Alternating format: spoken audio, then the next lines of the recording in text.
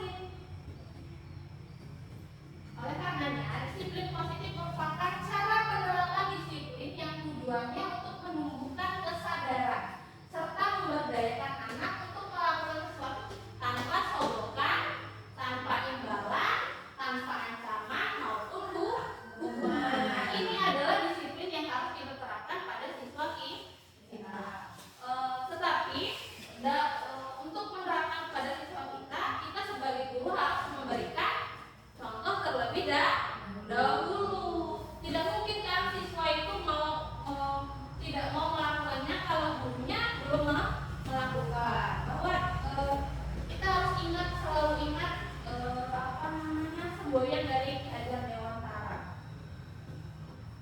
Inarso Sengkulodo Imadyo Mangkarso Tesuri Harjanda Yani. Jadi kita di depan memberikan teladan yang baik. Kemudian ada nilai-nilai kebajikan universal. Nah, di sini disiplin sebagai bentuk kontrol diri untuk mencapai tujuan mulia. Tujuan mulia di sini yaitu nilai atau prinsip yang kita anut. Nah, nilai tersebut yang dinamakan adalah nilai kebajikan universal yang terlepas dari suku, bangsa, agama, bahasa maupun latar belakang. Itulah yang namanya disiplin universal. Nah, ini disiplin universal ini yang seharusnya menjadi fondasi kita dalam berperilaku baik kita maupun peserta didik. Nah, dengan mengaitkan nilai-nilai kebajikan yang kita yakini, maka motivasi intrinsik dari peserta didik itu akan terbangun sehingga menggerakkan motivasi dari dalam untuk mendapat mencapai tujuan mulia yang diinginkan.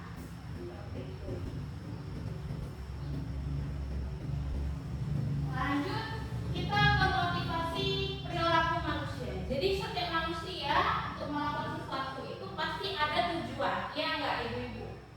Iya. Tujuannya itu ada dua, internal atau eksternal.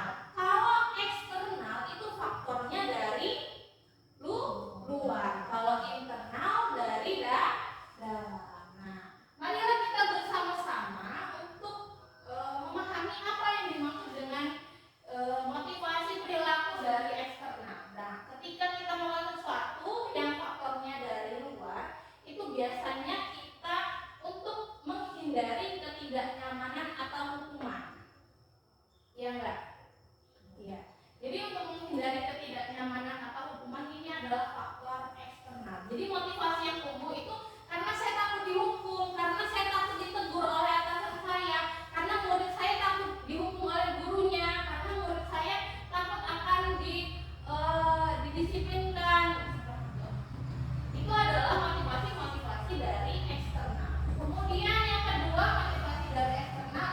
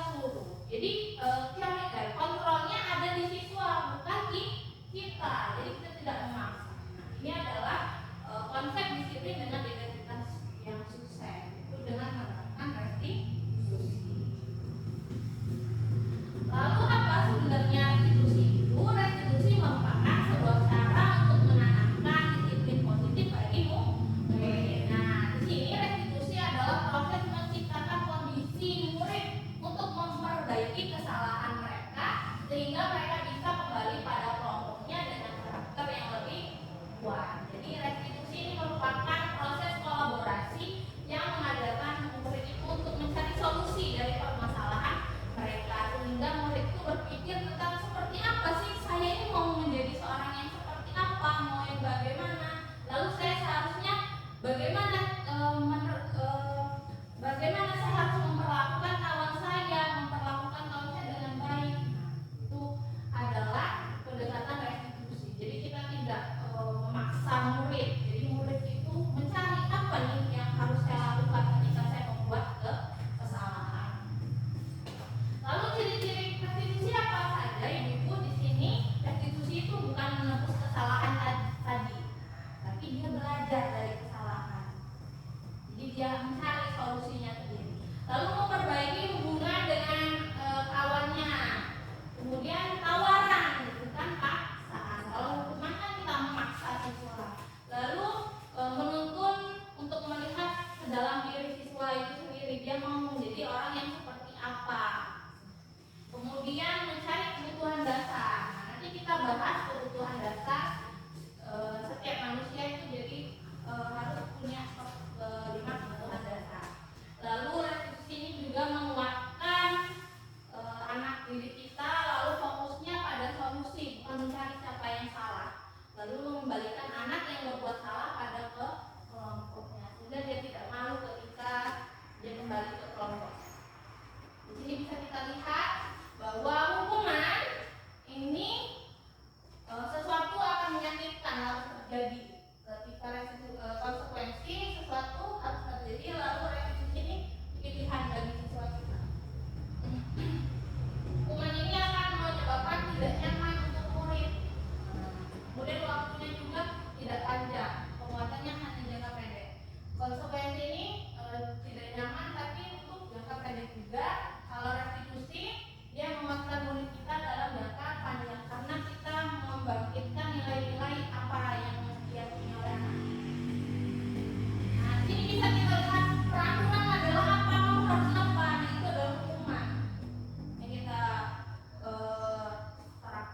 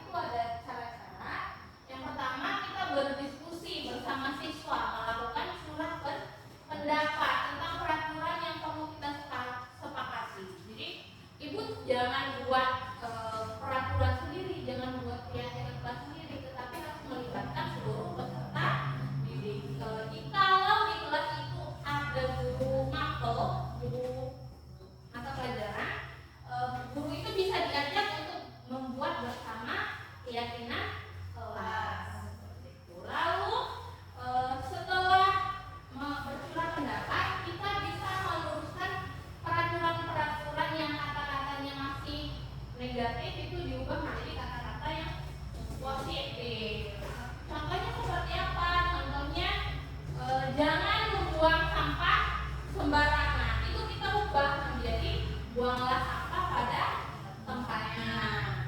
Setelah kita meluruskan kata-kata yang negatif menjadi kata-kata yang positif, kita setelah disepakati kita bisa menempelkan keyakinan kita pada dinding kelas agar anak-anak diingat oleh anak-anak.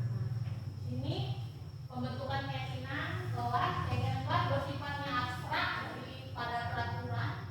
Peraturan itu biasanya lebih rinci, tetapi kalau keyakinan kelas itu dia abstrak. Lalu keyakinan kelas berupa pernyataan universal seperti keselamatan, kesehatan. Kemudian keyakinan kelas senantiasa dibuat dalam bentuk positif. Keyakinan kelas sebenarnya tidak terlalu banyak sehingga mudah diingat oleh siswa. Lalu keyakinan kelas sebaiknya sesuatu yang dapat diterapkan di kelas tersebut. Jangan anak-anak nggak bisa menerapkan tapi dibuat. Lalu ada semua warga kelas hendaknya ikut berkontribusi dalam pembuatan keyakinan kelas lewat kegiatan curah pendapat dan bersedia meninjau kembali keyakinan kelas dari waktu ke waktu. Jadi kita bisa meninjau setelah 2-3 bulan kegiatan pembelajaran berjalan, kita bisa melihat sebenarnya sudah relevan belum dengan keadaan bahwa keyakinan kelas yang sudah kita buat itu apakah relevan. Ketika tidak relevan lagi bisa kita ubah. Nah, sini kita harus tahu dulu nih kebutuhan dasar manusia. Jadi setiap manusia itu ada yang namanya kebutuhan dasar. Sama kita anak murid orang lain punya kebutuhan. Ketika kebutuhan itu kurang atau kelebihan itu, maka akan menimbulkan yang namanya permasalahan. Apa saja kebutuhan dasar manusia? Kebutuhan dasar manusia yang pertama adalah kebutuhan bertahan hidup. Contohnya apa? Yang sifatnya fisiologis, artinya dia kebutuhan makan, kebutuhan minum, kebutuhan sehat. Kadang-kadang ada anak-anak yang rebutan makanan, ya, dia minta makanan temennya nggak dikasih kan? Nah, sebenarnya anak itu lagi apa? Dia mau mengerebut makanan mengerebut makanan kawannya karena dia butuh untuk bertahan hidup, dia lapar. Lalu ada kebutuhan kasih sayang dan rasa diterima. Kebutuhan ini adalah kebutuhan hubungan dan koneksi untuk memberi dan menerima kasih sayang dan menjadi bagian dalam suatu kelompok. Kadang ada anak murid kita yang tiba-tiba berantem sama kawannya karena dia tidak diterima di kelompok itu. Kadang kan anak-anak tuh ngegen-ngegen ya dia. Kemudian ada kebutuhan kebebasan. Nah, di sini kebutuhan akan kemandirian, otonomi dan suka mencoba-coba. Lalu ada kebutuhan penguasaan di sini. Nah, biasanya kebutuhan penguasaan ini contohnya anak kelas 6, dia gangguin adiknya. Berarti dia sudah merasa dirinya berkuasa, bahwa saya sudah paling tua di sekolah ini. Lalu ada kebutuhan kesenangan. Kebutuhan kesenangan di sini kebutuhan untuk bermain, untuk tertawa, untuk menikmati hidup. Contohnya apa? Anak-anak kita sering bercandaan. Saya tuh cuma bercanda bu sama dia, tiba-tiba dia nangis. Ini anak-anak mencari kesenangan.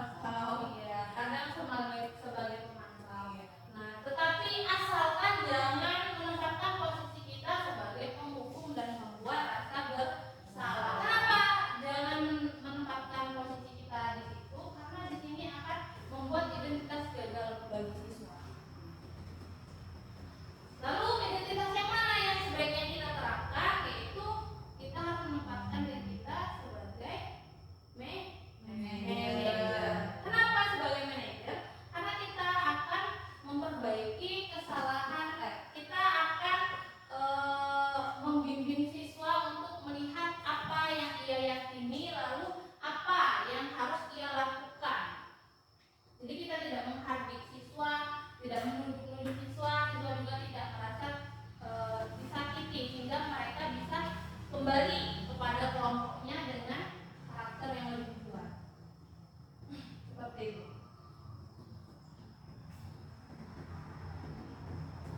Lalu, ketika kita bisa menempatkan diri kita sebagai manajer, kita bisa menerapkan yang namanya restitusi. Restitusi itu ada tahapan. Apa saja tahapan restitusi? Tahapan restitusi itu ada 3. Yang pertama adalah menstabilkan identitas, lalu validasi tindakan siswa yang salah. Setelah memvalidasi, baru menanyakan keyakinan. Ketika kita menstabilkan identitas siswa, maka kita bisa memberikan pertanyaan-pertanyaan kepada siswa. Contohnya nih, ketika siswa berantem, yang satu nangis, yang satu darah-darah, kita tidak bisa ibu-ibu tiba-tiba kita langsung nanya, kamu ngapain dia? Kok dia bisa berdarah? Kita tenangkan dulu mereka ibu-ibu. Yang tiba-tiba kita marah-marah sama siswa, kita tenangkan dulu. Yang nangis dibiarin diam, yang berdarah-darah itu kita obati dulu. Setelah mereka diam, kita dudukkan bersama, baru kita tanya, setiap orang itu pernah melakukan kesalahan, anak-anak. Kamu bukan satu-satunya. Kita stabilkan dulu identitasnya. Setelah kita menstabilkan identitas, baru kita tanyakan tindakan apa yang salah dari mereka itu. Setelah kita tanyakan alasan mereka melakukan itu, baru kita tanyakan keyakinan anak-anak kita. Apa yang mereka yakini? Seharusnya mereka menjadi seorang yang seperti apa? Ini adalah penerapan 3 restitusi. Lalu di sini ibu-ibu saya ada contoh yang sudah penerapan segitiga restitusi kepada peserta didik kita. Bisa kita tonton bersama.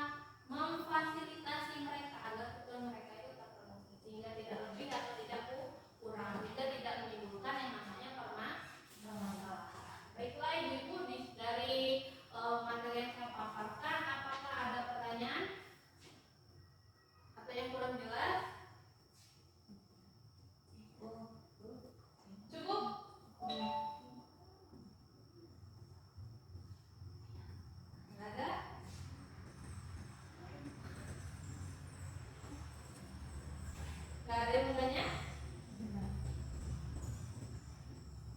Benar. Cukup.